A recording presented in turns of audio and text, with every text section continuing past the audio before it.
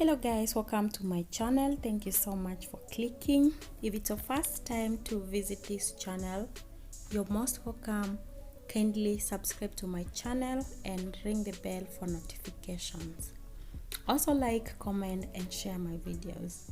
So today I'm back with another video, and guys, I'll be doing the knotless box braids and show you my new method of doing the knotless box braids. Guys, I always start by sectioning my hair into big 4 parts, which I again resection each part into small sections for box braids and secure it with rubber bands. I find it easy and fast because at least when I finish doing one part, it really motivates me to finish the other 3 parts.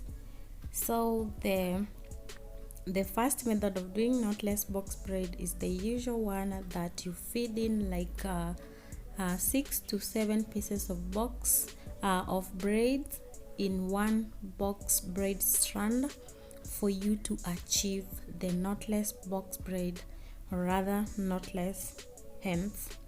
Yeah, so I have these 6 pieces of braids that I'll feed in one after the other for me to achieve the knotless box braids.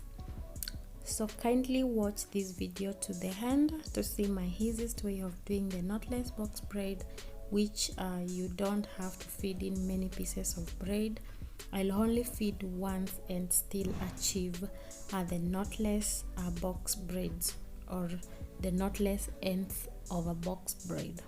This method makes you achieve a very long box braid for those who love long box braids like me. Kindly give this video a thumbs up, comment and share.